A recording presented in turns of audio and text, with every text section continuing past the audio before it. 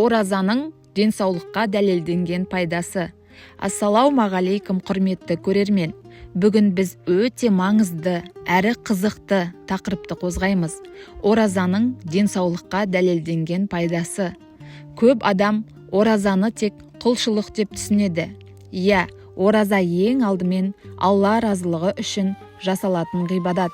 Бірақ сонымен қатар оның адам ағзасына тигізетін пайдасы ғылыми тұрғыда да дәлелденіп келеді. Аллах тағала Құранда егер білсеңдер, сендер үшін ораза ұстау қайырлы дейді. Міне сол қайырдың бір бөлігі денсаулық. Арнаға тіркеліп, лайк басып, комментарий жазып, видеоның таралуына үлес қосыңыз. Бірінші, ағзаның тазаруы, детокс. Біздің ағзамыз күн сайын түрлі тағам, қант, май, зиянды қоспалар қабылдайды. Асқорту жүйесі тоқтаусыз жұмыс істейді. Ораза кезінде асқазан мен ішекке уақытша демалыс беріледі. Ғалымдар мұны метаболикалық демалыс деп атайды. Зерттеулер көрсеткендей, уақытша ашығу ағзадағы токсиндердің шығарылуын жеңілдетеді.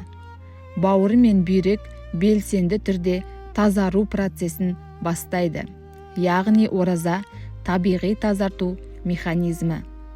Екінші, аутофагия процесі. 2016 жылы Жапон ғалымы Йосинори Осуму аутофагия құбылысын зерттегені үшін Нобель сыйлығы алды.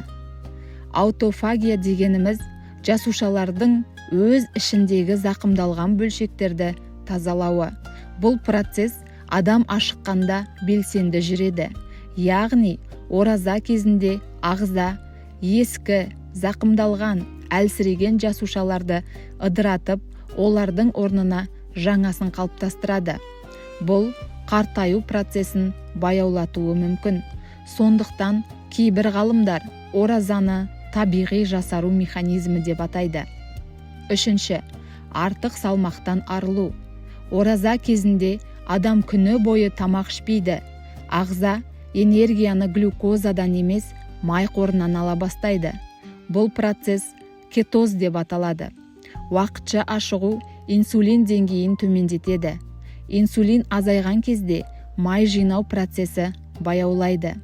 Зерттеулер көрсеткендей, уақытша ашығу артық салмақты азайтуға көмектеседі. Іш майын азайтады, метаболизмді жақсартады.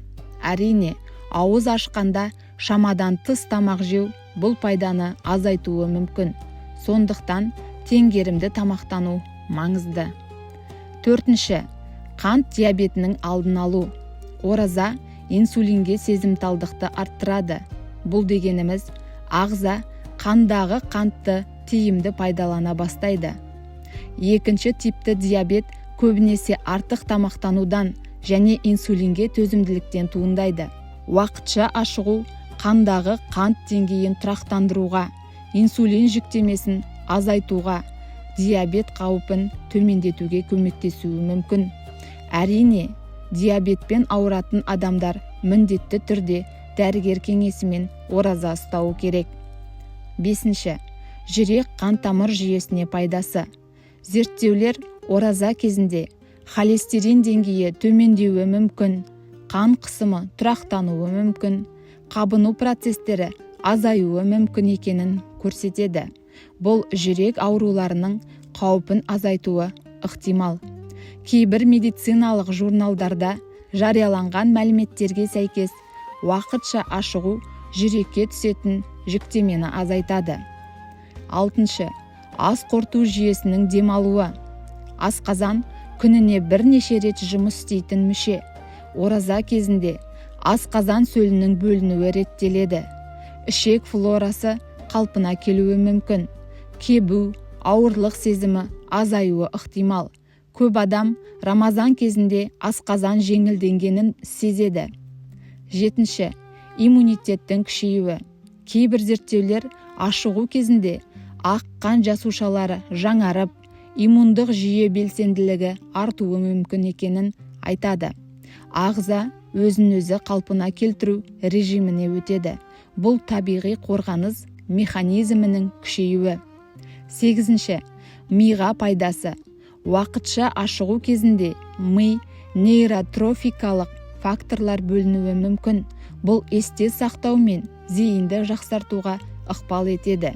Кейбір ғалымдар ашығудың Альцгеймер, Паркинсон сияқты нейродегенеративті аурулардың алдын алуда рөлі болуы мүмкін екенін зерттеп жатыр. Ораза кезінде көп адам ойы сергек, есте сақтауы жақсы, зейіні анық болатынын айтады. 9. Психологиялық әсері. Ораза тек физикалық емес, рухани және психологиялық детокс. Адам сабырды үйренеді, нәпсіні тежейді, тәртіпке келеді. Бұл стресс деңгейін төмендетуі мүмкін.